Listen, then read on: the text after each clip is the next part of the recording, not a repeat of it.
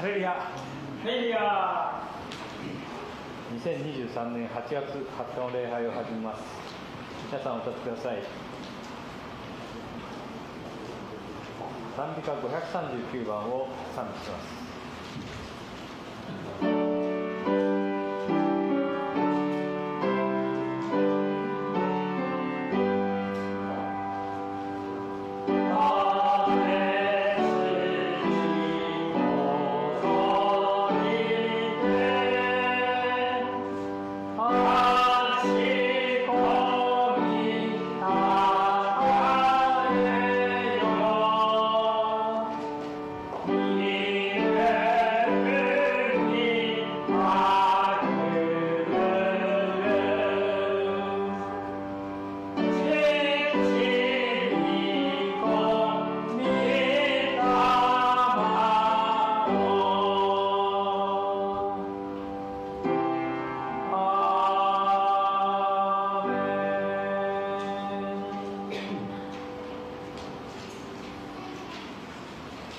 聖書購読です。詩編5編1節から7節を交互に購読します。Psalm chapter 5 verse 1 through 7。詩編5編1節。私の言うことを耳に入れてください。主よ、私のうめきを聞き取ってください。私の叫びの声を心に留めてください。私の王、私の神、私はあなたに祈っています。主よ、朝明けに私の声を聞いてください。朝明けに私はあなたのために備えをし、見張りをいたします。あなたは悪を喜ぶ神ではなく、災いはあなたと共に住まないからです。誇り高ぶる者たちは御目の前に立つことはできません。あなたは不法を行うすべてのものを憎まれます。あなたは偽りを言う者どもを滅ぼされます。主は血を流す者と欺く者と意味嫌われます。しかし私は豊かな恵みによってあなたの家に行き、あなたを恐れつつあなたの聖なる宮に向かって起立します。アーメン。お座りください。次に聖歌560番を賛美します。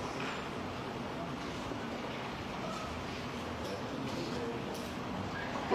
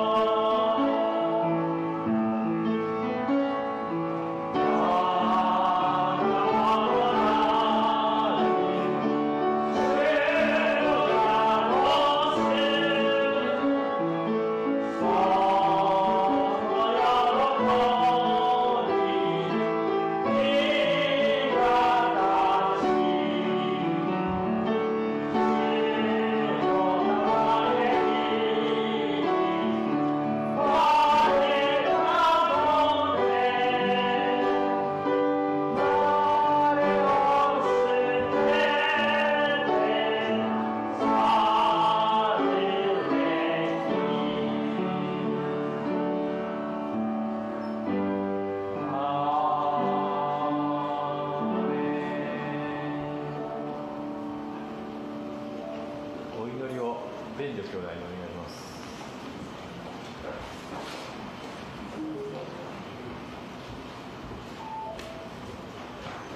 Good morning po, tayo para sa opening prayer.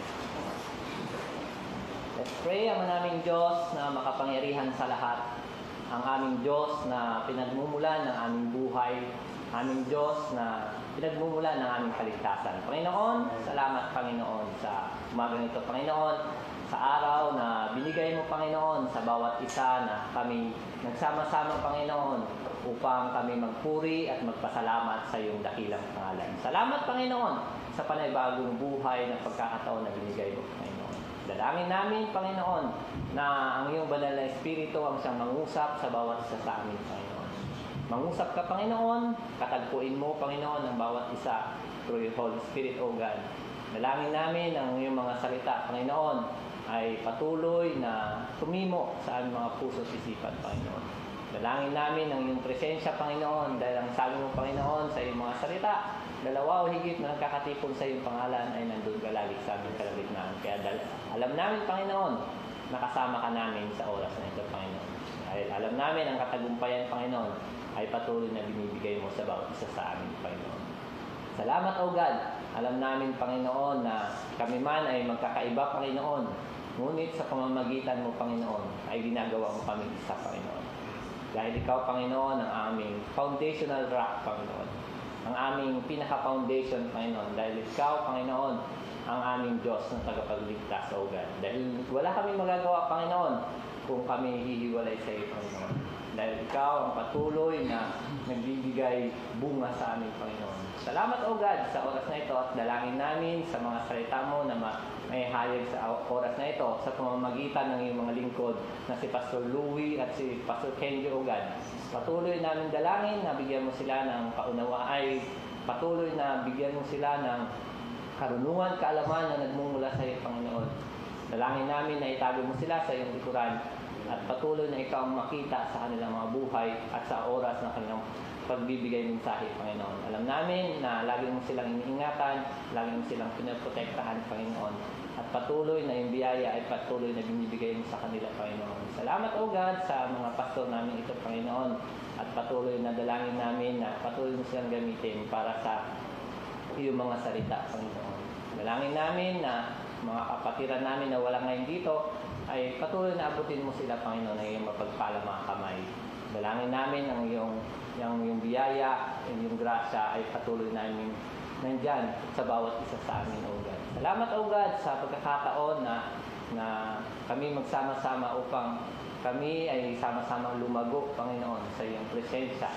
Salamat, O God, sa oras na ito, patuloy namin tinataas at tinadalangin ang iyong pangalan, Panginoon. Ito po ang aming panalangin sa pamamagitan ng iyong bugtong na anak na aming Diyos mula noon hanggang ngayon. Ito po ang panalangin, in Jesus' name. Amen. Amen.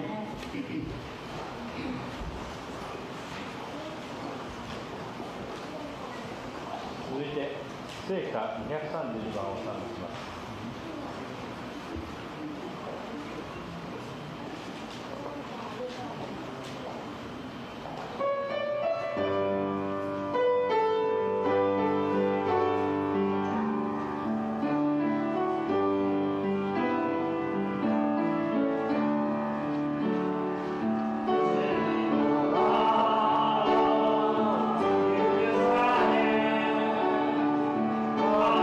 Oh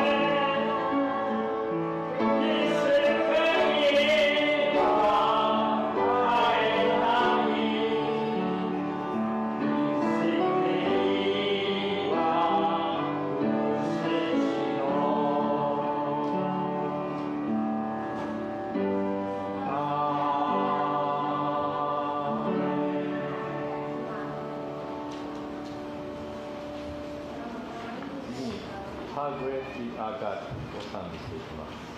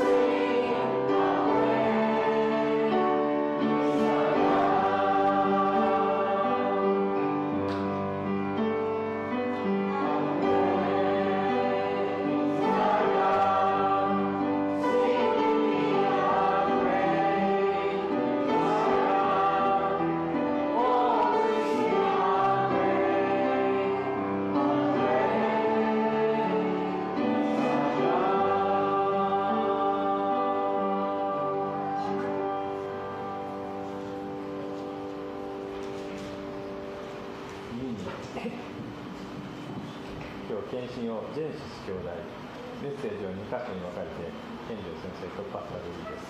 よろしくお願いします。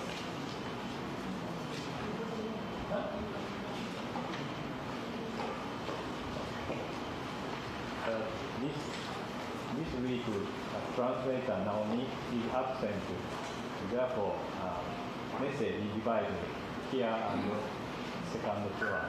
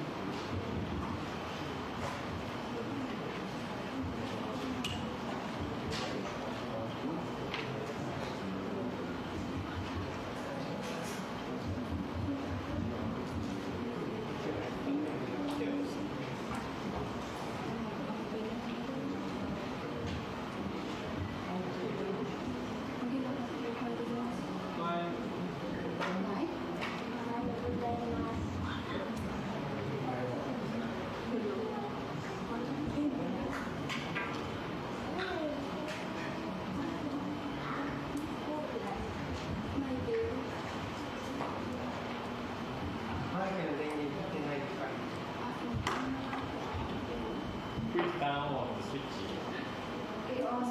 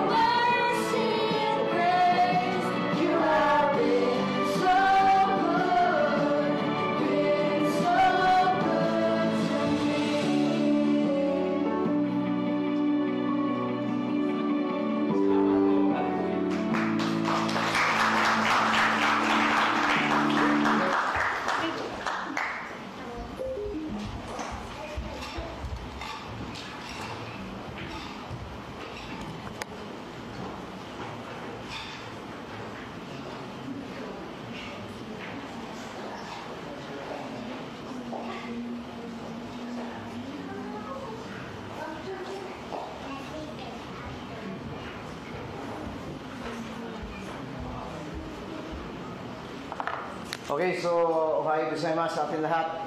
Good morning. God is good. And all the time, God is good. Okay, so tayo muna yung nanalangin sa Panginoon. Panginoon na makapangyarihan sa lahat, lubos kami nagpupuri at nagpapasalamat sa inyo. Salamat din, Lord God, sa iyong kabutihan, katapatan sa buhay namin. Salamat din, Lord God, sa isang privilege na ibinigay mo sa amin upang kami makapagbalik ng papuri at pagsamba para sa iyo. Lord, salamat o Diyos dahil isang araw babalik kayo at lahat ng mga bagay na aming ginagawa para sa inyo ay tatanggapin namin ang gantimpala mula sa iyo. Pagpalain mo ang bawat isa sa amin na nandito, pagpalain mo ang bawat isa na nakinig, bigyan mo ang bawat isa, Lord God, sa amin na bukas na puso at kaisipan na maintindihan namin ang iyong mga salita. Gamitin mo rin lahat ng mga lingkod ninyo sa oras na ito. Gamitin mo, Pastor Kenjo, maging buhay ko. Itago mo kami, Lord God, sa iyong likuran at hayaan mo iyong pangalan maitaas, mapapurihan at maparangalan. Salamat o Diyos sa pangalan ni Jesus, in Jesus' name. Amen and amen. Okay, so magsimula ko muna sa isang introduction. Ang sabi ko dito, kapag ang ating damdamin ay hindi natin kayang makontrol, siya ang magkukontrol sa atin. So sabi niya sa passage, no? Kapag daw ang ating damdamin hindi natin kaya makontrol, siya ang magkukontrol sa atin. So, ang damdamin natin pag hindi natin kaya, siya yung magkontrol sa atin, mas mahirap ito. Sabi niya, kapag ang tao ay kontrolado ng kanyang emosyon, hindi ito makakatulong sa ating paglakong spiritual kasi very emotional tayo.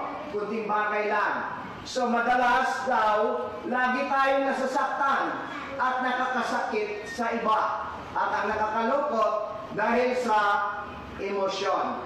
Kaya ang sabi ng Bible, control your emotion. Lahat tayo ay mayroon tayong pagiging emotional ng tao. Madalas, pinapairan natin yung damdamin. But according sa passage, kapag ang emosyon ang kumukontrol sa atin, hindi daw ito makakatulong sa atin spiritually, maging doon sa ating mga behavior. Hindi tayo matutulungan. Hayaan natin ang emosyon na ito, ang kontrolin natin, kasi ang unang binigay ng God sa atin, but the fruit of the Holy Spirit is self-control. Kaya nga hindi natin kaya makontrol ang ating buhay, hindi natin kaya i-kontrolin yung damdamin natin, pero yung Holy Spirit ibinigay ng Diyos upang tulungan tayo na makontrol yung ating emosyon. Amen. So, ngayon, ito yung ating pag-usapan ngayon. At ang ating pamagat, control your emotion. So, isa-summarize natin yung sinasabi ng book of ng Efeso, chapter 4. At ito yung emphasize ni Paul regarding sa mga manampalataya sa Efeso at maging sa buong mundo. At mostly, ang mahirap talaga, ang tao kapag walang God, madalas tayo nadadala ng emosyon natin. Madalas tayo nadadala ng ating damdamin. Kaya nga, kapag damdamin natin ang pinapairal natin, dito nagsimula, hindi minsan pagkaunawaan dahil sa damdamin. Madalas nasasaktan tayo. Sabi ko nga sa inyo, almost 1.5 months ko pinag-aralan ito at by God's grace, nangyari na ito. So yun yung bagay natin pag-uusapan ngayon sa umagang ito. Hindi natin kaya kontrolin ang ating sarili without God. Amen, church. Kapag ang emosyon natin, yung damdamin natin, pilit natin kontrolin, mahirapan tayo. Magagawa natin makontrol ang damdamin dahil sa tulong ng ating Panginoon o ng Holy Spirit. Okay, magsimula tayo sa verse 26. Basahin ko dito. Kayo ay magagalit, huwag kayo magkasala. Huwag lumubog ang araw sa inyong puot. So, ayon yan sa King James translation, hindi sinabi ni Paul na huwag kayo magalit. Pero ang emphasize at paalala ni Paul, kapag kayo nagalit, huwag niyong hayaan na magkasala kayo. Kasi ang damdamin natin, kapag umiral ito, hindi ito makakarinig ng salita o anumang salita. Mag-iik ka dito, magre-react ito, dahil iyan na yung pinaka buhay ng isang tao, Kumbaga parang human being na natin yan, na hindi tayo makakarinig ng salita, magre-react talaga tayo. Hindi tayo makakarinig ng magandang salita, lalaban talaga tayo. Pero ang God, iba. Mula nang tinanggap natin si Jesus Christ, ang unang binigay ng God sa atin, palayain tayo sa dati ng pagkatao. At ibigay yung Holy Spirit na siyang tutulong sa atin para makontrol yung ating damdamin. Sino kaya dito mag-control na kanyang damdamin? Nobody. Wala niya. Hindi kaya. Kahit sino hindi. Without God. Without Spirit of God. Kaya ang trabaho ng Holy Spirit, siya yung mag-control sa atin. Siya yung mag-control ng ating damdamin. Ang bilis natin mag-galit, ang bilis natin mag-react. Ang bilis natin masaktan. But the work of the Holy Spirit, para i-remind tayo na may God na tayong kasama. So sabi ni Paul, kayo'y nagalit. Huwag kayong magkasala. So, may kasalanan, may galit pala na hantong sa kasalanan, at may kagalit na hindi pwede pala tayo magkakasala. Ito sabi ni Paul, Sabi niya, kung kayo magalit, huwag yung hayaan magkasala kayo. Hindi niya sinabi na huwag kayo magalit. Kundi sabi niya, kung magalit kayo, ibig sabihin, normal sa tao. O tinubata na walang pagkaalaman o kakayanan, kapag tinulit mo, nagagalit. Reaction ng bata yon. Reaction sa ating pagiging old nature ng tao. Kaya sabi ni Paul, kapag nagkasala kayo, nagalit kayo, huwag niyong hayaan na magkasala kayo. Huwag niyong hayaan na ang galit na ito ang kukontrol ng buhay. Hayaan niyo na ang Holy Spirit ang mag-control ng damdamin natin ito. So sabi niya, ang pinakamaganda sabi niya, kayo nagalit, huwag kayo magkasala. Sa ibang translation, in IB, kung nagkasala kayo, huwag niyong hayaan na magkasala kayo. O kung nagalit kayo, huwag niyong hayaan magkasala kayo. Sabi niya dyan, huwag lumubog ang araw sa inyong puwat. Sa ibang translation, huwag hayaang lumubog ang araw ang galit. Our church. Amen. Amen. Normal magalit tayo. Pero sabi ni Paul, huwag niyong hayaan na dahil sa galit, dahil sa damdamin, magkasala tayo. At huwag niyong hayaan na dahil sa galit o sa emosyon natin ito, lumubog yung araw na ito. So, kailan ito papasok yung galit na maghahatong sa kasalanan? Kapag ang sama o yung damdamin natin, yung galit natin ay tumagal, papasok yung salitang kasalanan. Amen, church. Kaya tingnan niyo susunod, verse 27. Huwag ninyong bigyan ng pagkakataon ang diablo. So, sabi ni Paul, pag nagalit tayo, huwag hayaan lumubog ang araw. Agad maayos. Kapag nagalit tayo, huwag nating hayaan na magkasala tayo.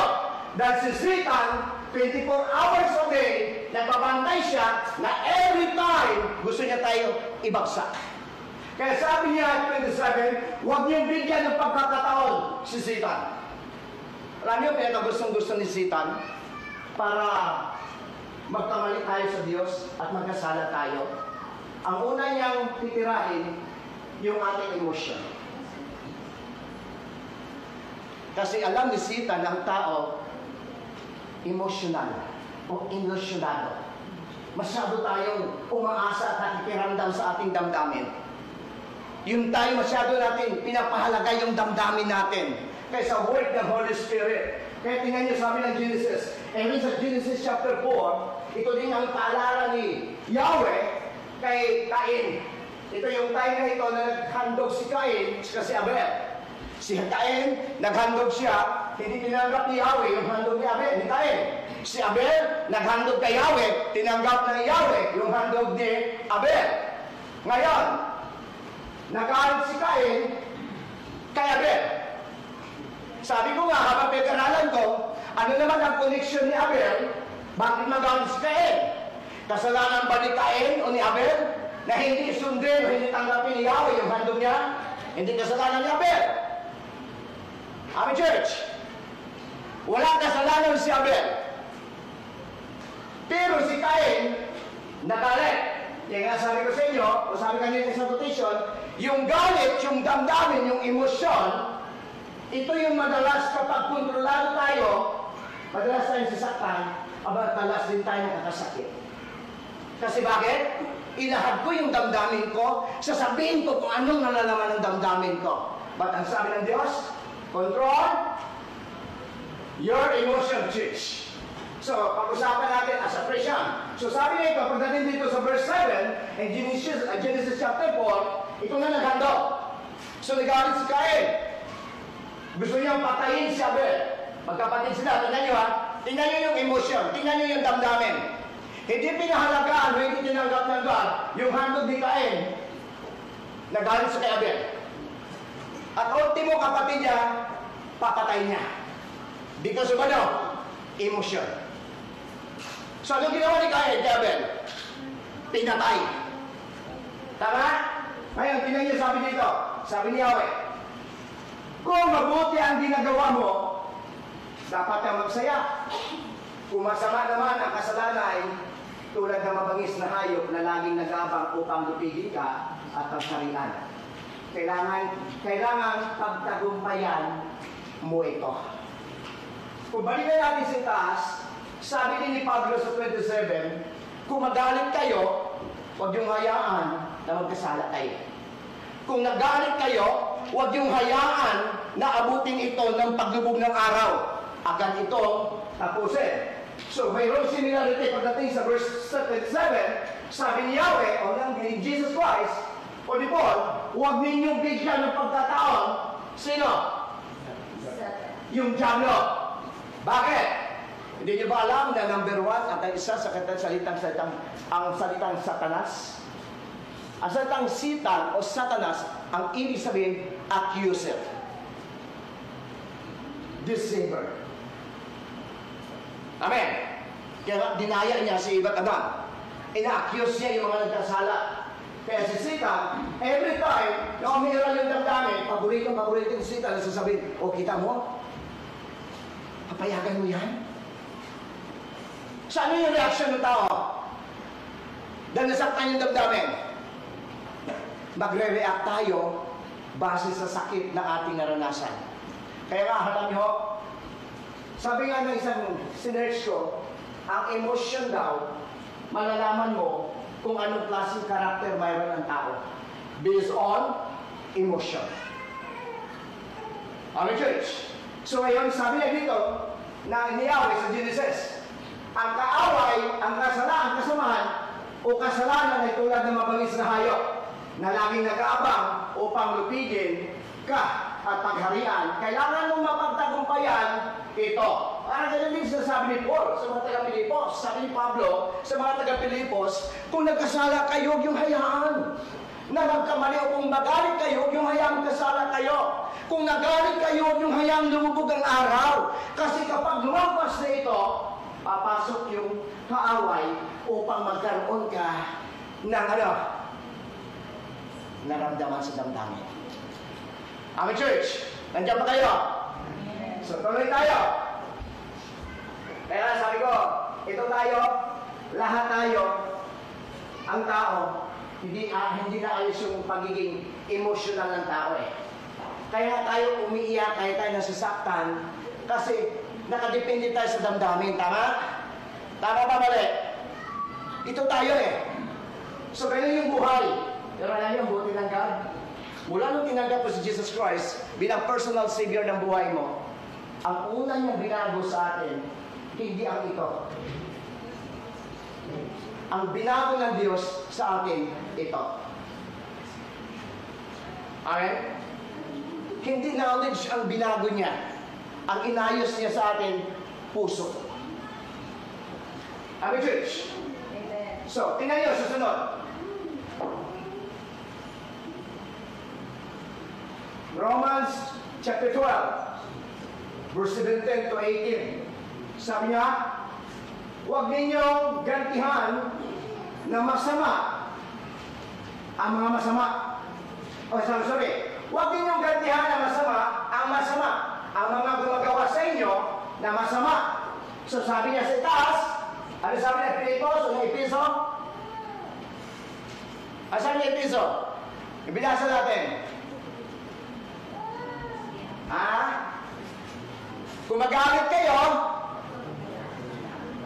huwag niyong hayaan magkasala kayo. Pangalawa, kung magalit kayo, huwag niyong hayaan abutin ito ng kinabukasan o paglubog ng araw. Bakit? Tingnan niyo ang dating niya sa Roma, sabi niya, huwag niyong gantihan ang masama, ang masama.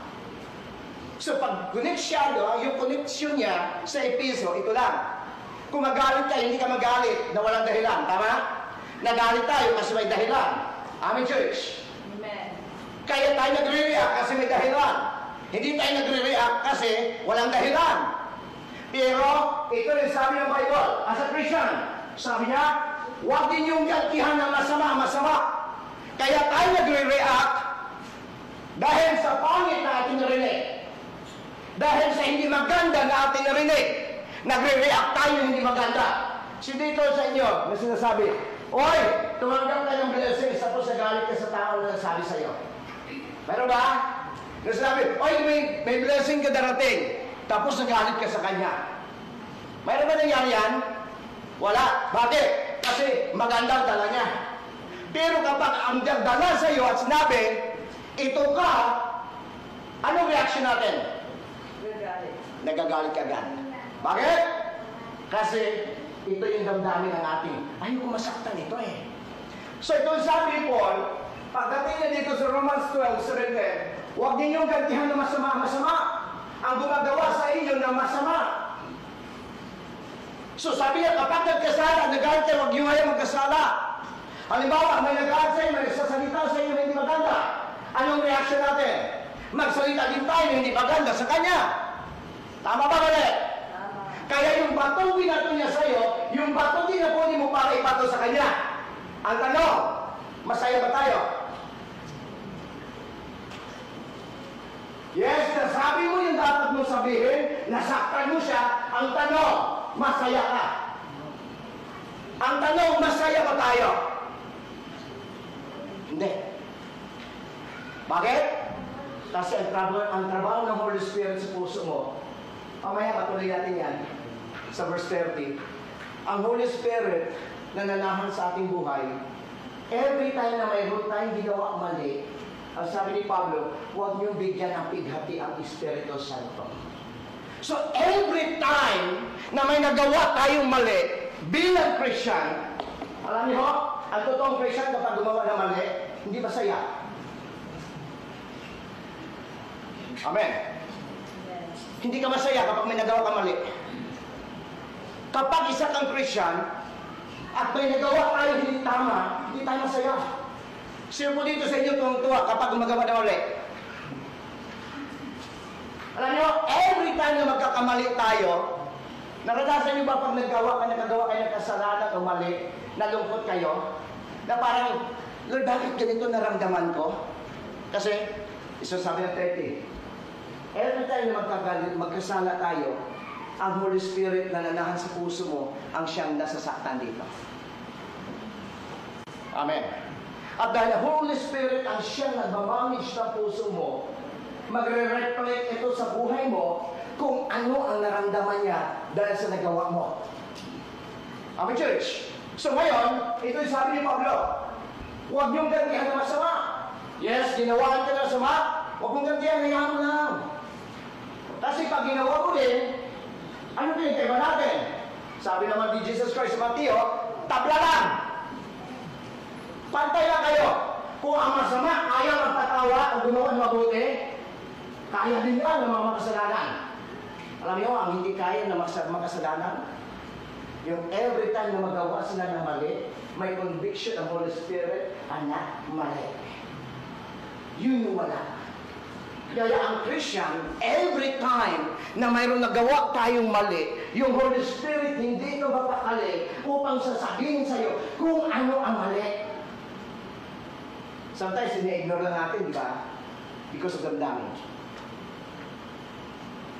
Binabaliwala natin yung revelation of ang ng Holy Spirit dahil sa damdamin. Hindi gusto ko lang ilabas yung aking puso. Gusto ko lang ilabas yung nasa aking kalooban. Pagkatapos mo ilabas, hindi pa rin tayo masaya. Bakit? Sino nakaranas yan?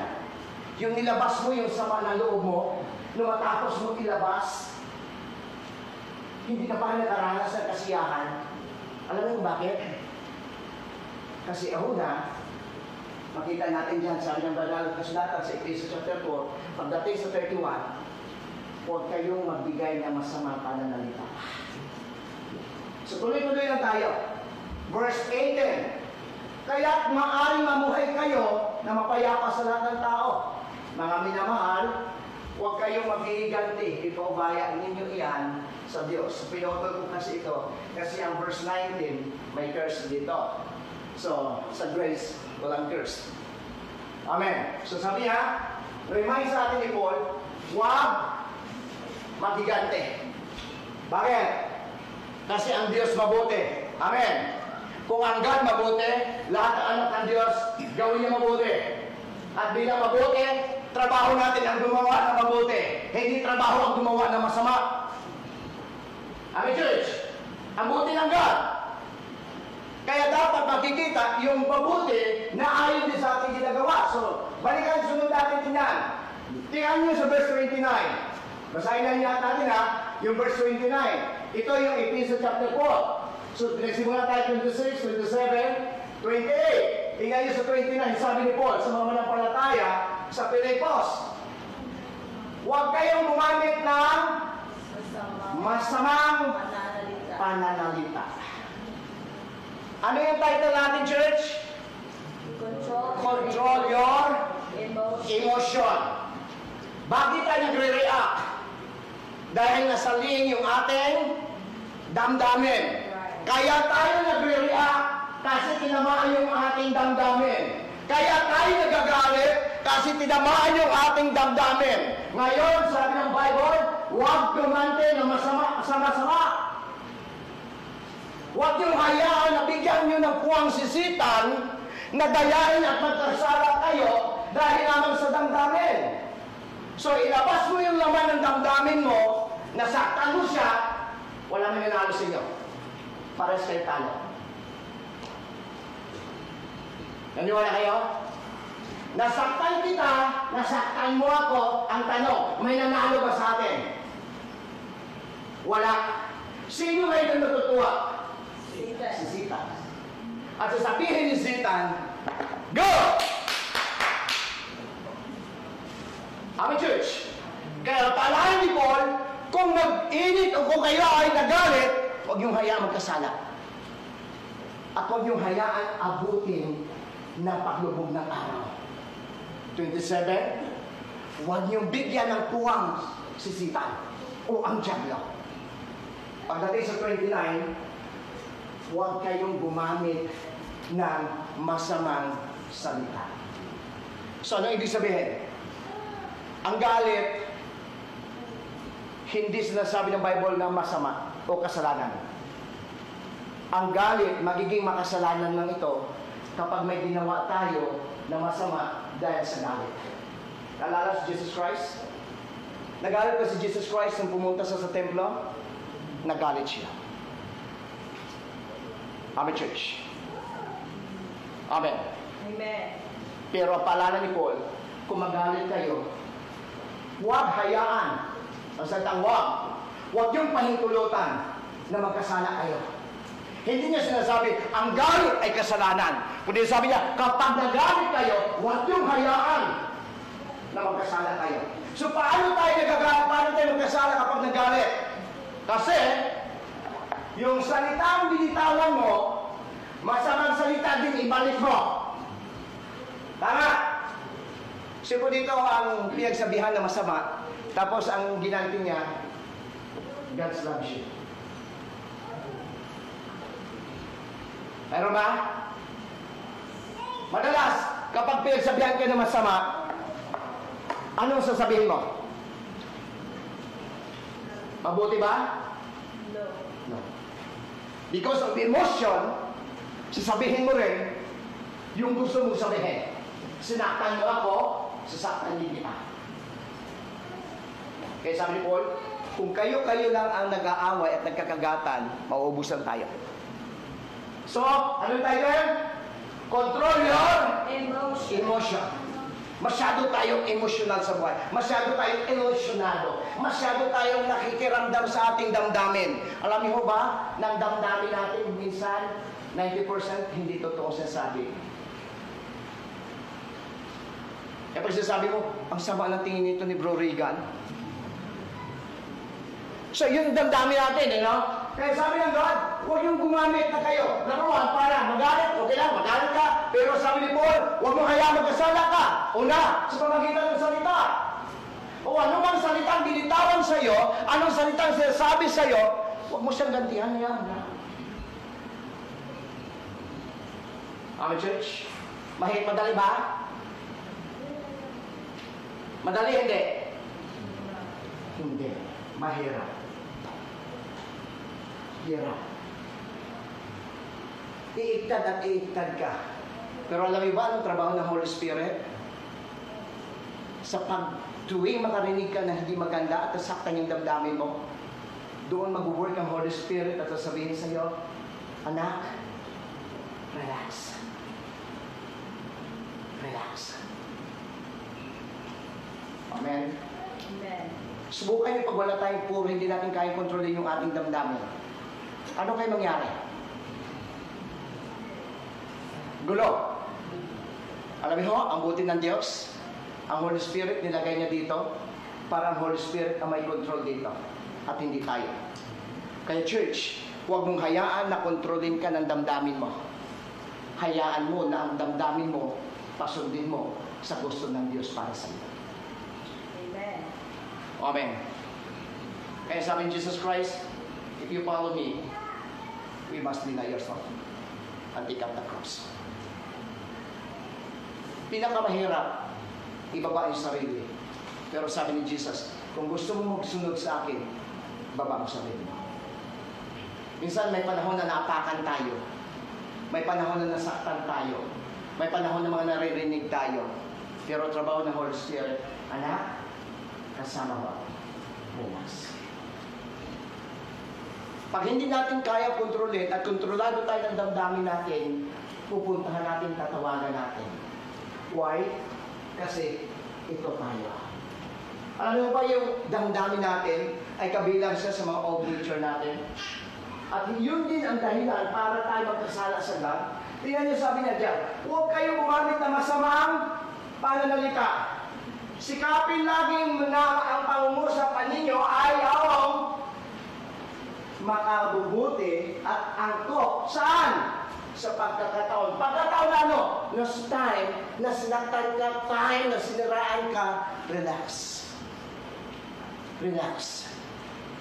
Huwag mong gantihan ng masama. Bagos, salitain mo siya na mas malumanay. Ano sabi ng Kawikaan? Chapter 15 verse 1. Ang malumanay na sagot, nakapawi ng dakot. Ngunit, ang ngunit, lalong nakakapagpagalit ang pabalang sagot. Totoo ba, mali? Kahit ano ang katao galit, tahimik ka lang. At sasabihin mo na sa kanya, sorry. Pasensya na. Magagalit ba siya sa'yo? Magalit siya, dandahan wala. Pero kapag galit siya, sasabihin mo sa kayo, Huyo! Ano kaya bunga? Galit. Galit. Dito na nagsimula yung hindi magandang salita at gawa.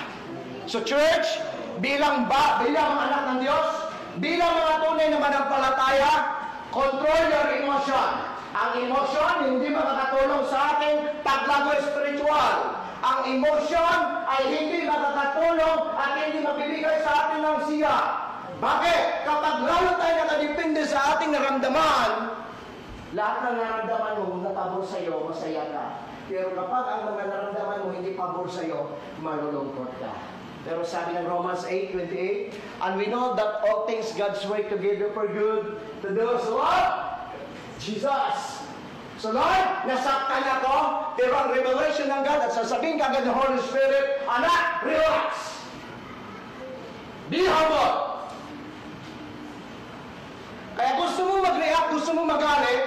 yung Holy Spirit ang nagpipigil sa'yo. Kaya minsan gumagano ka na, amen. Kagabi, o kahapon, pumunta kami doon sa kabilang bahay, tapos habang kumakain kami, binilhan ako nito ng anak ko ng avocado shake doon sa New Orleans. So, malamig. No, sarap. Habang ininom ko, tapos dahil sobrang lamig, inubo ako. Tapos habang nakaubo ko, grabe ubo ko sa sobrang lamig. Habang umuubo ko, biglang may parang naipitan ko dito na sumakit. Tapos hanggang kagabi, pag gumagalaw ako masakit, dahil sa ubo. Tapos ngayon kanina, mayroon pa rin. Sabihan ng Diyos, ngayon mayroon pa rin. Kaya ano lang kabuti. So sabi ko, simple lang, nang dahil sa avocado. Wow. Ano church? So ngayon, papasok ngayon yung pinag-aralan ko. Control yung emosyon. So mamaya, iba-iba na yung pandarayan ni Satan. Sabi mo, hala, ang iba kaya uminom lang ng kape. Namatay. Yeah. So, pagdating na alas 3 ng madaling araw, bigla ako nagising. Pero hindi ako nagkaroon ng worry. Kinuha ko yung tablet ng isa, tapos nag-aaral ako hanggang nadatan ako ng asawa ko ng maga. Gising ka ba? Sabi ko, oo. Sabi niya, ako din, gising din ako eh. Pero siya, pagdating kasi ng quarter to 5, nagigising na siya. Sabi ko, gano'n talaga yung sign. Yung adjustment yan. Yeah? Pag mga dati na mga quarter to 4, quarter to 5, hindi ka na makakatulog, huwag na kayo magtaka. Kasi sign na yan. Alam niyo, sign ano yan? Alam mo, hindi ka na bata. Amen. So habang kagabi, sinasabi ng tao, ganito, bakit yung naramdaman mo dito? So sabi ka agad ng God, control your emotion. Amen? Kasi una, isipin mo, ito agad. Paano kaya? So, natulog lang ako. Pagdating ko na alas 5, o quarter to 4, o quarter to 5, nagpahinga ko na ako. Tapos, gising naman ako ulit dahil kailangan ko gawin ito lahat.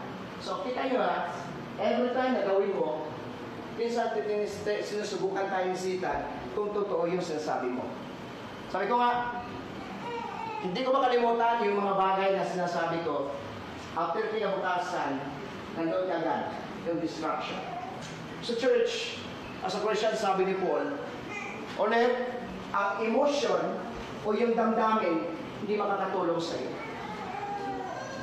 Amen? Amen? Amen. Kaya nga, may kanta tayo eh. Kaya rami na winasak na tahanan. Kasi pinapayuhan natin yung damdamin eh. Kaya tayo nagkaroon ng hindi pagkaunawaan, nagkaroon tayo ng kasamaan ng loob. Because yung emosyon natin. So ngayon sabi niya, huwag kayong gumamit na masamang pananalita, Christian. Pag masamang binato sa'yo, huwag mo siyang gagyan na masama. Dahil ito yung pananaw ko. Kapag ang masamang binato sa'yo, binalik mo sa kanya ang masamang binato mo, o binato niya sa'yo, ito lang sabi sa ko. Wala kayong pinagkaiba. Amen. Amen. Wala tayong pinagkaiba. Sinaktan ka, sinaktan mo rin. Ano pinagkaiba natin? So, ano sabi ba yun? Control your emotion. Susunod, sikapin ninyo lagi mangusap, yaw-yaw mabuti, wala kakabuti. Angkop sa pagkataon upang makinabangan ng nakakarinig. Minsan dahil sa damdamin, wala na tayong pakialam sa kapaligiran. Tama? Wala tayong pakialam. Dahil sa damdamin, nasaktan ka, wala kang pakialam doon kung marinig nila, wala. Basta gusto mo lang ilabas. Pero sabi ng God, mag-usap kayo yung mabuti. angkop sa pagkataon at dapat magiging kapakinabangan ng mga nakakarinig. So ito sabi ng Bible pagdating dito, ang malumanay na sagot, nakapahon ng puot. Ngunit lalong nagpakagalit ang pabalang na sagot.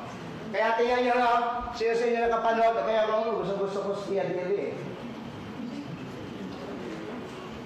Napanood na, nakikinig ba kay Tia Dile? Minsan ko lang pakinggan yun siya. Pero kahit anong inis niya, kahit na anong naririnig niya, pagdating pa sa bandang huli, sinasabi niya pa rin, ito ang iyong lingkod, Tia Dile. Lumani pa rin niya! Ikaw galing ka na, pero ang lumani yung sagot niya.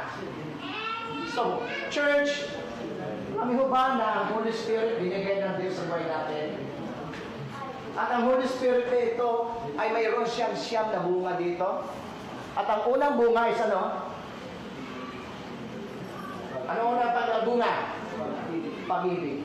Lahat ng bagay nagsimula sa love. Because without love, nothing. Lord, mahal kita, kaya handa ko magpadaya. Mahal kita, Lord, kaya handa ko siya unawain at sundin. So sabi dito, sunod. Tingnan nyo, sunod 31. Alisin na ninyo ang lahat ng sama ng loob. Kaya nga, sabi ko sa inyo kapag may Holy Spirit ka, kapag mayroon kang damdamin, ito yung mangyayari sa iyo Sabi ni Pablo, alisin nyo ang lahat ng sama ng loob. Galit at puot. Huwag kayong mambulyaw, manait, at manakit ng damdamin ng kapwa. Kaya sabi niya 27, huwag over 28, huwag niyong hayaan, 29, huwag niyong hayaan makasakit ng damdamin ng iyong kapwa. Dahil lamang sa damdamin, dahil sa emosyon. So sabi ng Pablo ito, alisin niyo lahat ng sama ng loob. Bakit Kasi yung sama ng loob na sa buhay natin, hindi ho tayo matulungan yon. Bago siya yung hadlang, at siya yung hadlang ng ating pag-grow spiritually. Yung galit, ito din siya nag-alis ng ating enjoyment at excitement sa God. So sabi ni Paul, alisin niyo yung sama ng loob, galit, puot. Huwag kayo mambulyaw. Oo, mambulyaw, manlait. Ano yung ba yung mambulyaw? Ano yung mambulyaw? Sigaw. Tama? Huwag kayong manigaw. Kasi pag sinisigawan mo, sasabihin niya sa'yo, pero kami ang pingi. Ngayon, pag ano yung reaction sa'yo, ano sabihin mo? Matuwa ka ba? Dahil galit ka? Hindi. Bibigyan mo ng kahulugan ito. So sabi ni Paul, huwag kayong mahulog. Huwag kayong manlait. Why cage? Bilang tayo manampalataya, sabi ni Paul, alisin nyo lang natin ito. Pagdating sa aklat ng Colossus chapter 3, sabi ni Paul, magbihis kayo ng bagong yung pagkatao. Isuot nyo yung bagong pagkatao na larawan mula sa Diyos. Kami church. Huwag natin isuot yung dati nating pagkatao. Kung tayo pinanahanan ng Espiritu ng Diyos, tayo ay tumanggap sa Diyos, sabi ni Paul, alisin nyo na lahat yan. Bakit? Hindi makakatulong yan. Bagkos, siya yung sagabal at ang Holy Spirit. Pinay sa 30 para makita natin. Verse 30. Episo pa rin yan, chapter 4. Huwag ninyong dulutan ng bigati ang Espiritu Santo. Sapagkat ito ang tatak ng Diyos sa inyo. Alam niyo, sa Old Testament, kapag ang isang tao nagkasala sa Diyos, ang Espiritu ng God umalis sa isang tao. Nalala niyo? Hindi lamang sa panahon ni Saul, maging sa lahat ng mga man of God at sa mga sa hari, kapag ang tao na nagkasala sa Diyos, umalis ka na yung presence ng God o Espiritu. Tingnan nyo, si Saul ay hari ng Israel. Amen. Ang kamali,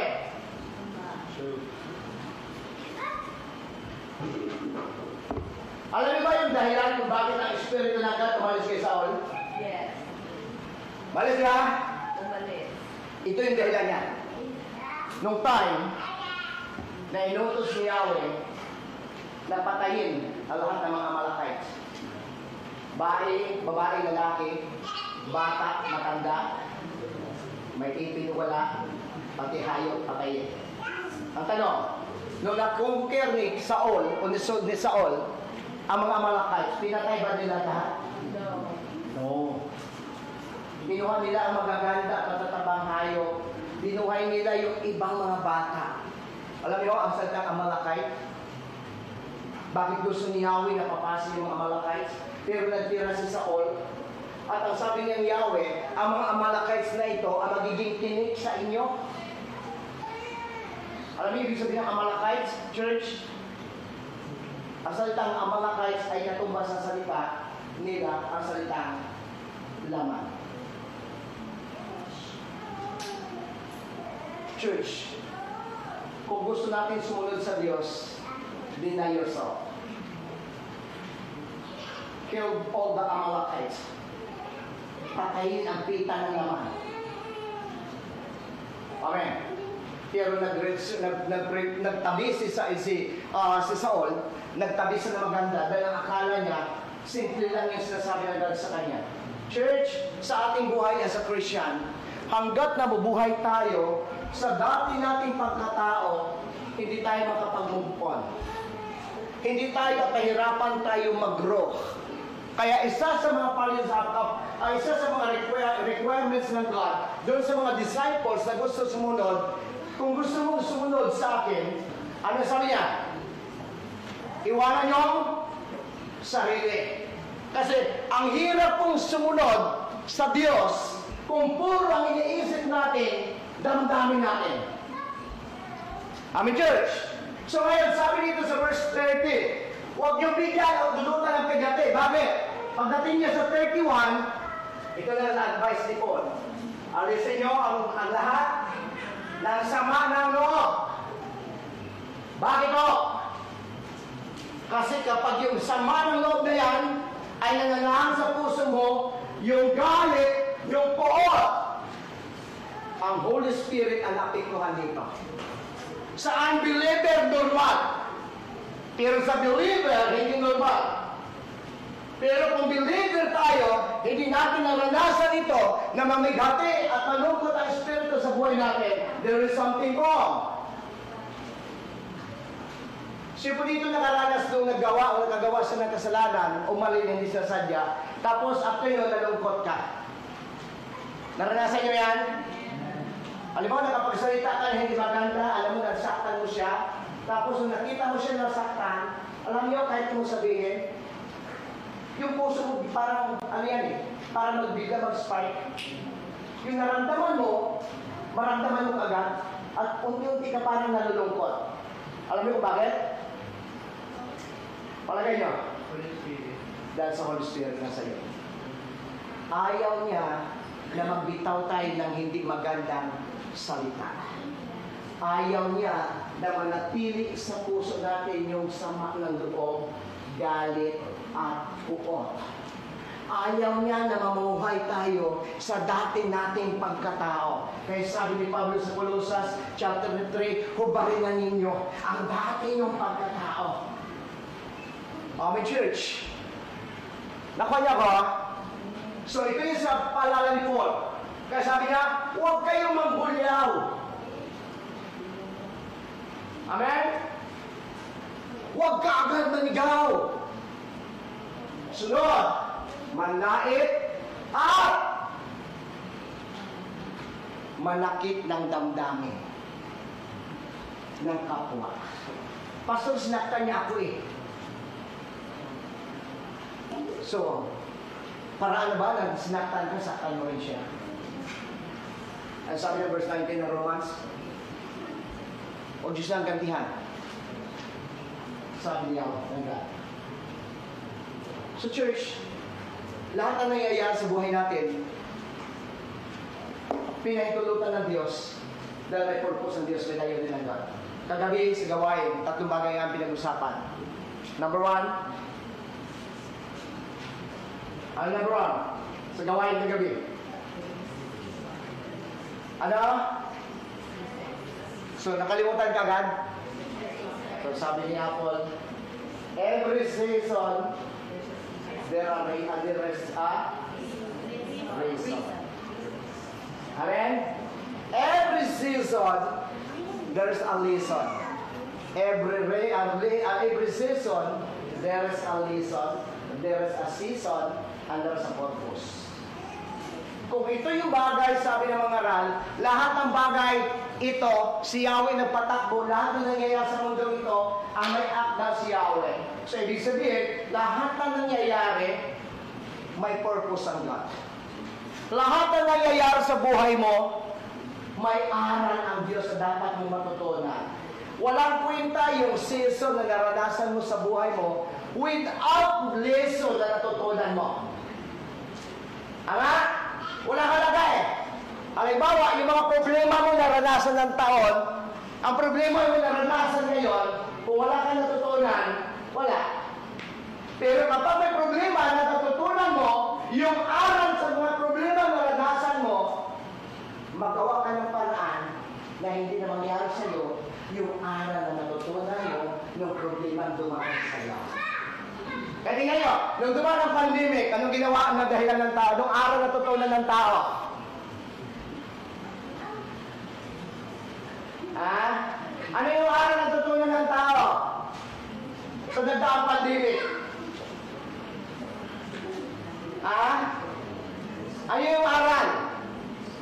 May aral ba kayo natutunan? Yung pag-iingat. Ano pa?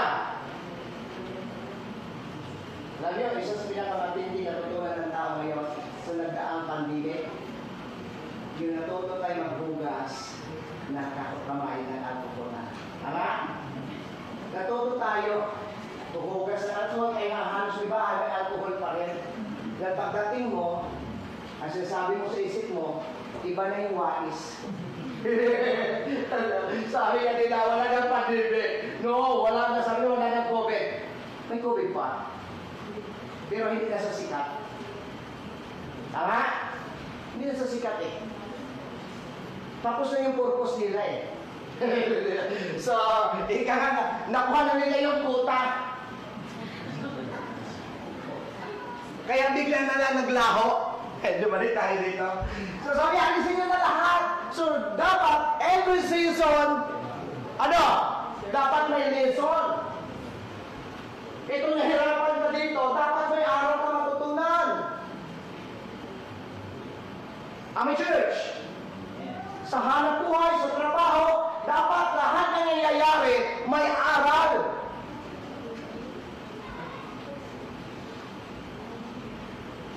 Yung yumaman ako, bili ko na lahat, tapos nawala, may aral. Every season, there's a lesson. Number 2, mayroong lesson, mayroong reason. Pag pinaalam ng Diyos, may dahilan ang Diyos at may plano ang Diyos. Yan yung pinag-usapan namin kagabi. Sabi ni Paul sa mga taga-Roma, na Pilipos na kulong siya, pero natuwa sa dahil sa pagkakulong niya, yung pagkakulong ni Pablo, yung mga Kristyano, lalo naging matapang. Kaya sa halip na mag-complain si Paul, sa halip na magreklamo si Paul sa God, naintindihan niya yung reason ng God, bakit siya nakulong. Dahil ang lahat ng Kristyano nangaral. At ang Kristyano, lalong tumatag at tumibay at tumapang. So church, anumang problema, anumang mga bagay na nangyari sa buhay natin, may reason o may dahilan lagi ang Diyos. Hindi niya aprubahan ang isang bagay na wala siyang dahilan para sa iyo. Number 3, pinag-aralan ng kagabi, sa bawat season, mayroong ano? Purpose ng God. Hindi niya pahintulutan yun. Hindi niya pabayaan para sabi niya, gusto ko lang masaktan ka, Sheila. May purpose ang God. At sabi niya God, Sheila, hinaan mo na. In God's time, He makes all things beautiful. Kaya ang sagot sa kanya, I love you. Hallelujah! Ganun tumuti yung God.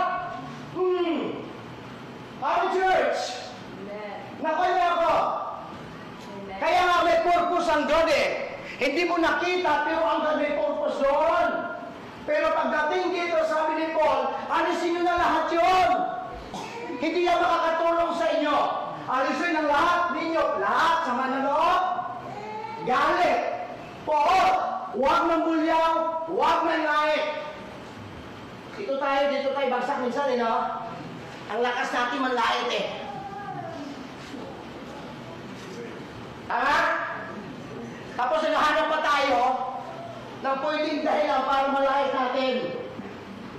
Tama ba, mali? Tama. Sino dito may libang lait? Meron ba?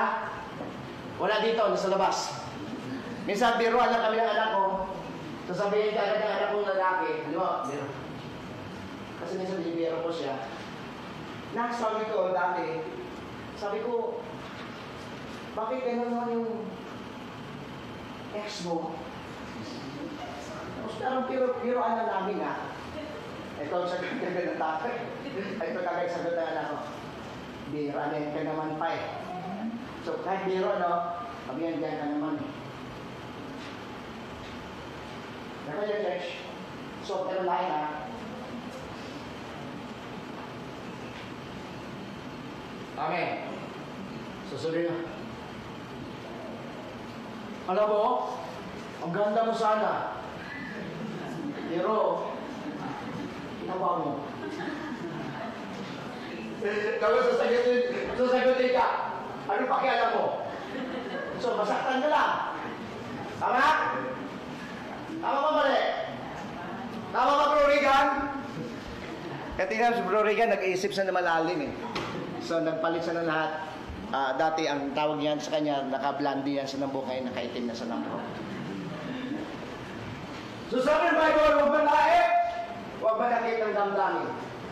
Kami, church, itong dapat mong matutunan na sa Christian. Lalo na kapwa mo Christian. Huwag mong hayaan na saktan mong damdamin ng kapwa mo. Alam mo bakit? Dahil sa tuwing nasasaktan mo siya, ang sinasaktan mo, yung gagana sa kanya.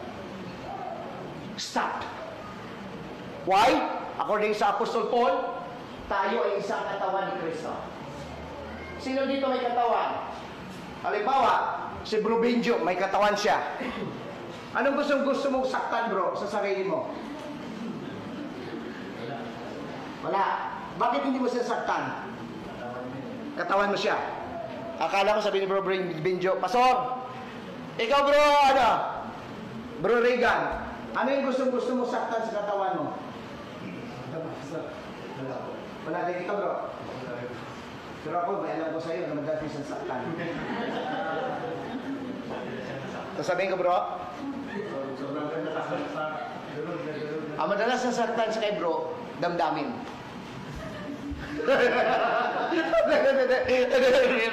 Nakita niya siya, ang hirap mo nakita eh. Dahil every time na ito yung katawan mo, walang tao na normal na gusto mong kagatin yung kamay mo. Tama? Walang normal na tao na gusto mo every time na kakain hanggang dudunggo. Tapos habang nasasaktan ka, tuwang-tuwa ka, kaya unti mo paghila mo, kahit maliit na nasugat, nasaktan ka at bumiktado ang buong katawan mo. Amen, church? Alam niyo, ganun din tayo sa church. Pag ang damdamin ng kapwa mo ay nasaktan mo, ang nasaktan mo, yung God nasa Kanya mismo. Bakit? Kasi isang katawan tayo kay Kristo. So ngayon sabi niya, huwag manakit ang damdamin ng iyong kapwa. Kaya pag mayroong kang pangit na narinig, may bagay na nakita, na pag-usapan, alam mo makasakit dahil sa iyong kapwa, huwag mo na sabihin. Kasi alam mo makakasakit. Dahil kapag ginawa mo pa, ang sakit na ginawa mo, yun din ang sakit na ibabalik sa iyo. Tama ba? Kaya kakanta ka lang, okay, sakit ng iyong pagbalik. Okay. Kaya dito, sa halip, maging ano kayo? maging mabait kayo at maawain sa isa't isa at magpatawaran tulad ng pagpatawad sa inyo ng Diyos sa pamagitan ni Kristo. So church, ito sabi ni Paul, no?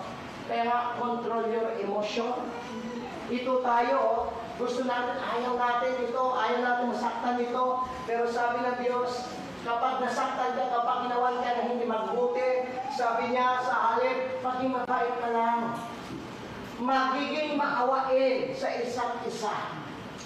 Alam nyo, walang gulo na sumisikla kung ang bawat isa ay natutong tumanggap at umunawa. Kahit gaano kalit ang problema, kung ang bawat isa ay nagpataasan, lalaki ang problema.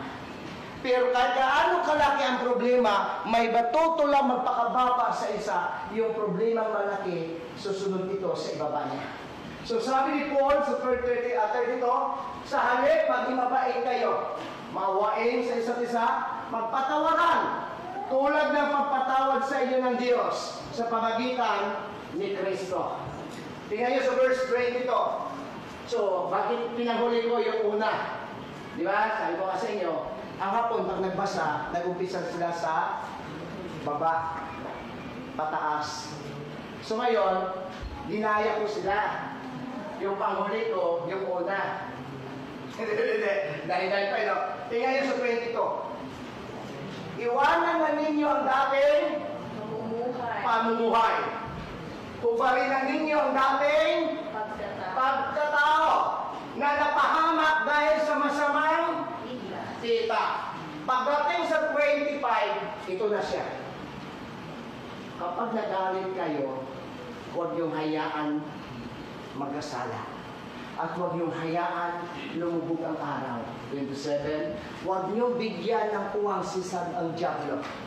28, ito na sinasabi niya. Pagdating dito, para isa-summarize lang natin siya, pagdating sa 28, ito sabi niya. 29, huwag kayong gumamit ng masamang salita. Sikapin lagi ang mangusap ninyo yaong makakabuti at angkop sa pagkakataon upang makinabangan ng mga nakarinig. Bakit ho? Verse 22, alisin na natin yung luma natin pagkatao, ang pita ng laman alisin natin. Pagdating sa verse 30, kapag huwag niyong bigyan ng pighati ang Espiritu Santo. So, hinubad na natin yung dati natin pagkatao, ang Holy Spirit na sa atin na, kaya every time na mayroon tayong ganitong anyo sa ating puso, walang ibang nasasaktan, kundi ang banal na Espiritu na nanahan sa iyo. Amen, church? So, ano pa bagat natin? Control your emotion. Nasaktan ka, gusto mo mag-retaliate, gusto mo gumanti. Ang kausap at ang laging pangusap ng Diyos, anak, relax, be humble. Amen? Amen, church. Bigay mo sa akin, anak. Alam niyo, magagawa ng Diyos ang hindi mo kayang gawin. Pero hindi mo kayang magawa yung magagawa ng Diyos. Kaya every time na nasaktan tayo, pinakamagandang paraan kapag nasaktan tayo, pumunta ka sa isang tabi, umupo ka, at sabihin mo sa Kanya, sa halip na sa kapwa mo sabihin. Pag yung sakit na narinig mo, sinabi mo sa Kanya, masasaktan siya. Pero kapag ang sakit na naranasan mo, sinabi mo sa Diyos mo, ihilo ito. At siya mismo ang magtatat sa puso ng tao ito at magpalaala ng maling gawa niya. So, ang problema, wala. Kaya may Holy Spirit tayo, church. Ganun kabuti yung ating Panginoon. Amen! So, kamusta tayo? Pagdating dito ito dapat tayo pag may sagot. Tama ba? Tama ba? Pag sinagot ka pabalang, sagutin mo sa pabalang, wala may mangyari. Pag nilabas mo yung damdamin mo, nasaktan mo siya, asahan mo ilalabas niya rin ang damdamin niya dahil nasaktan mo siya. Kaya sabi ng kawikaan, kapag lumalay na sagot, ay nakakapawi ng puot, ngunit lalo nakakapagpagalit ang pabalang na sagot. Church, sino ang nakabasa? Kung hindi nyo bang basahin ang sasabi ng Galatians chapter 5, verse 22? O 21, 22? Sige, gusto nakakita o na?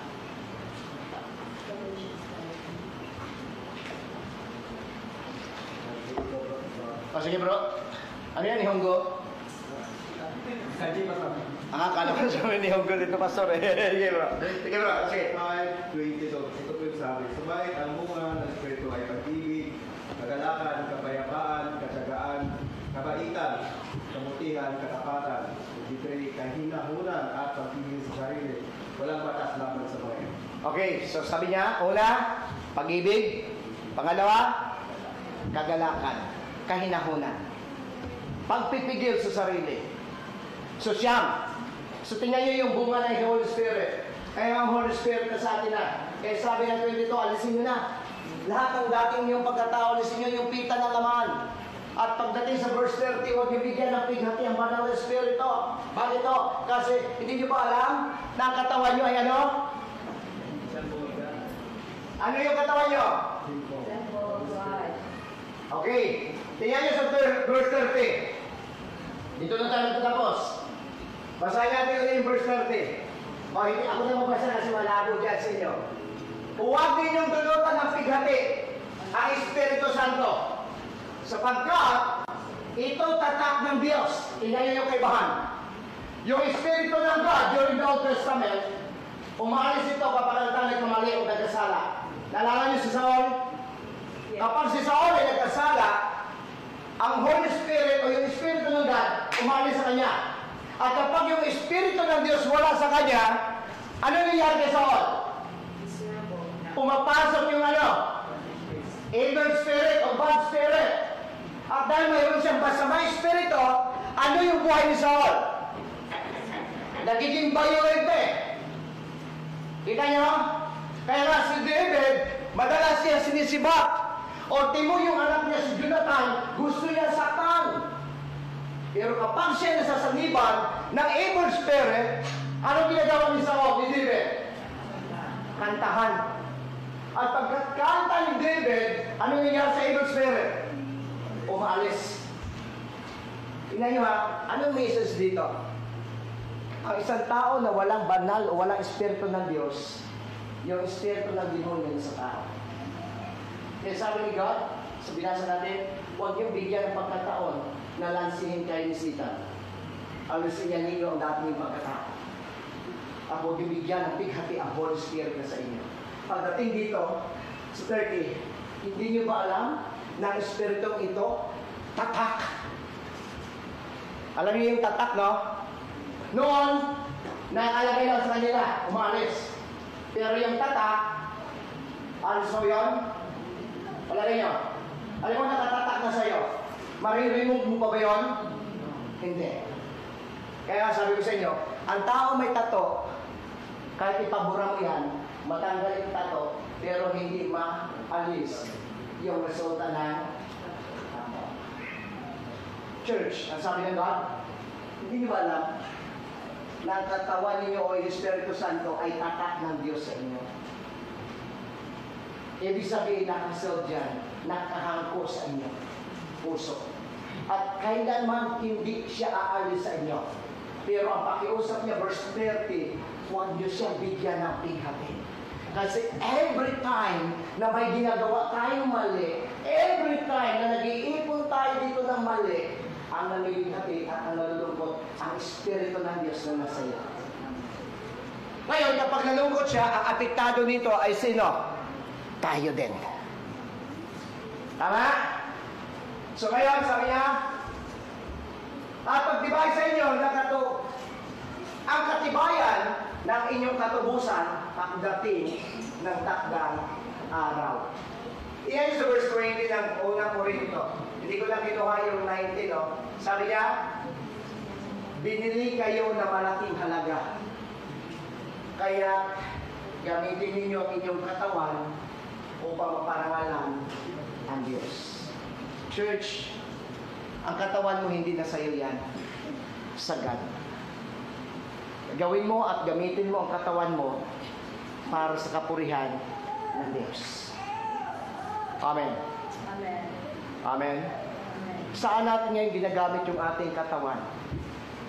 Sa panakit, panlait, o sa kapurihan ng Diyos?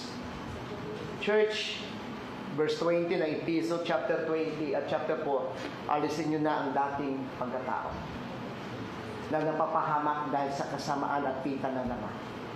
Verse 30, huwag niyong bigyan ng pighati ang banal na Espiritu Santo, sapagkat siya yung katibayan pagdating ng takdang araw na ito.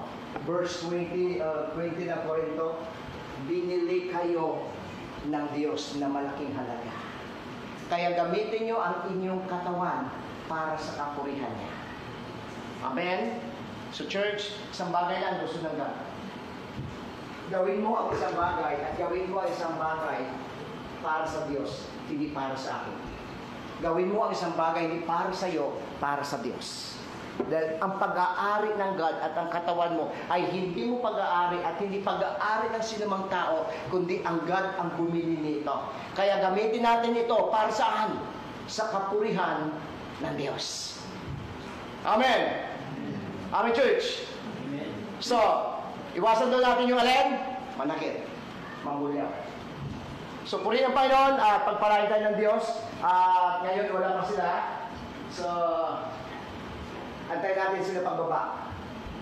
Kaya ganun kabuti ang Panginoon sa ating mga buhay, church. Basta, ano lang sinasabi ng Diyos? Control your emotion. Nasasaktan tayo, hindi paraan at hindi solusyon ang sakit na naranasan mo, na siyang sakit din na ibalik mo sa taong nakasakit sa iyo. Because ang advice ng God at ang turo ng Diyos, ipanalangin niyo sila na pagpalain, huwag sumpain. Amen? Yun yung kabutihan ng Diyos. Sinaktan ka, pray to bless, not to curse. Amen, church? Amen. So, purihin ang Panginoon at tayo manalangin sa Panginoon. At habang nakaupo tayo, ay maglaan tayo ng konting minuto at kausapin natin ang Diyos. At ibigay natin yung ating damdamin sa Lord. Sasabihin natin na, Lord, kayo na yung may-ari ng buhay ko. Kayo na ang maging Panginoon ng puso ko at damdamin ko. At huwag kong hayaan na umuhay sa aking pakiramdam at damdamin. Tulungan mo ako, Lord God, na mamuhay sa kapurihan ng iyong pangalan. Come on, church. Your body is the temple of God. At ang lahat ng bagay na hadlang ng paglago natin, hadlang ng mga biyaya ng Diyos, hadlang ng mga pagpapala ng Diyos sa buhay mo, i-remove mo. At hayaan mo ang God at ang banal na Espiritu na mag-work sa buhay mo.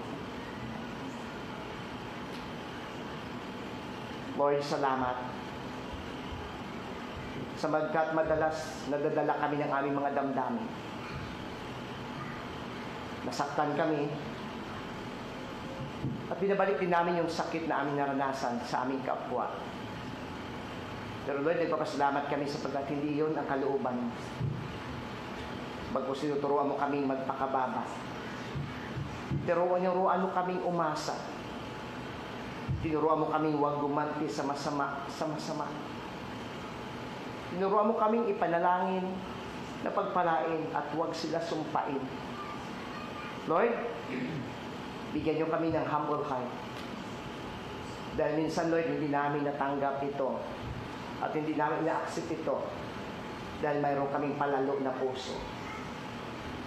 Lord, masakit man minsan, pero kailangan namin i-deny ang aming sarili alang-alang sa inyo. Pagpalain mo, Lord, ang bawat kapatid ko na nandito.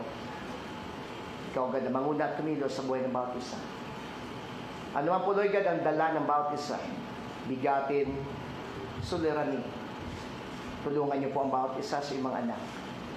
Pagpalain mo, at kalingain niyo ang bawat isa. Umaasa kami ng protection mo at pagpapala mo ay tataglay nila habang kami nabubuhay. Salamat o Diyos sa pangalan ni Jesus, in Jesus' name. Amen. So God bless church. At pagpalain tayo sa Panginoon. So wala pa sila. Siguro nakalimutan nila. Maganda siguro akapin naman natin doon. Tagal nila, no? So ganyan kabuti ang Panginoon Diyos. Doon po sa nakakagabi, doon sa mga magagawa o mga leader ng church at mga kapwa magagawa ay meron kami na pagmitingan kagabi.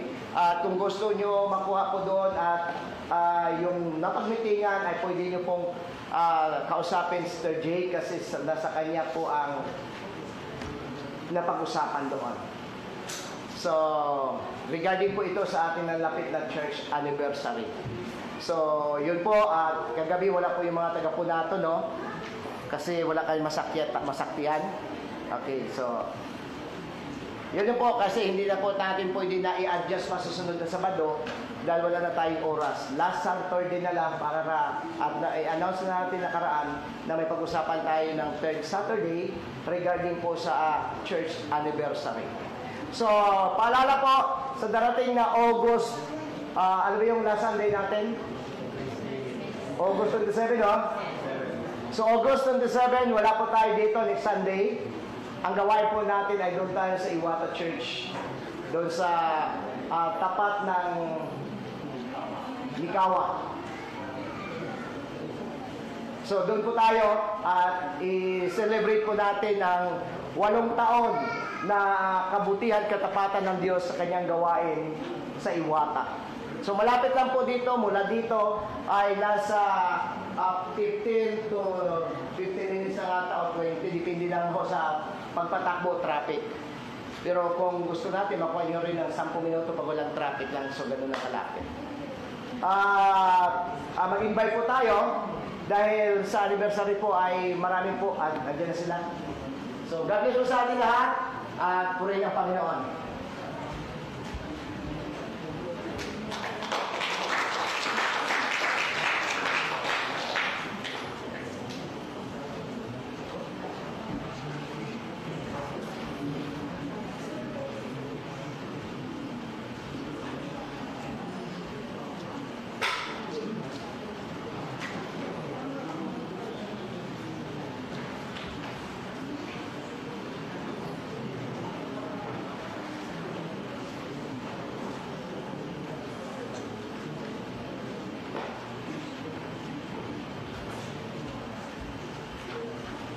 ハレルヤマーチを行います。お願いします。「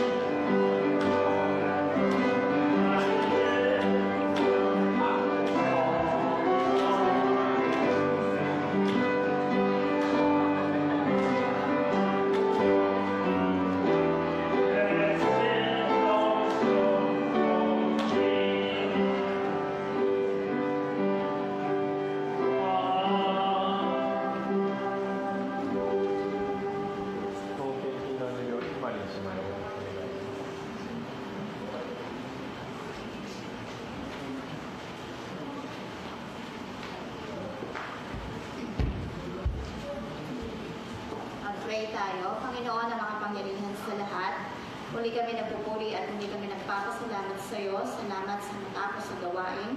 Salamat sa mga salita na pinakalog para sa amin. Salamat sa muli na pinaalalahanan mo kami, Panginoon, ayon sa iyong kalooban. Maraming pong salamat at huwag mo, Diyos, hayaan na yung mga salita ay amin lang napakinggan at ito, O Diyos, ay hindi namin maipamumuhay. Tulungan niyo po kami, Panginoon, upang makita sa aming buhay ang katotohanan ng mga salita. Maraming pong salamat sa iyong ginamit sa oras na ito at patuloy mong pagpalain ang buhay ng bawat isa. Dalangin po namin, Panginoon, ang kaloob namin nalikong. Pagpalain mo ito, Panginoon, upang magamit sa iyong gawain. Maraming pong salamat sa nagkaloob. Kayo, O Diyos, patuloy magpala sa buhay ng bawat isa. Maraming pong salamat sa pangalan ni Jesus. Amen. お立ちください。共演を賛美します。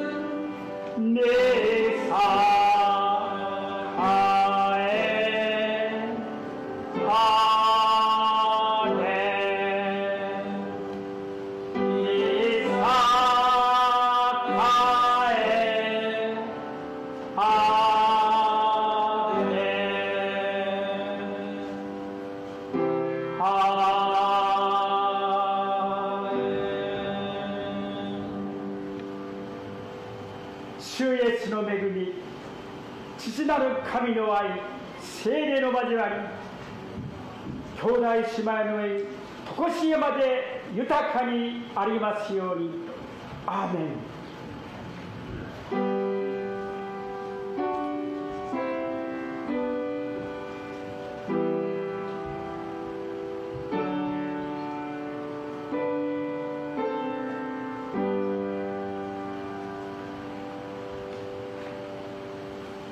お座りください。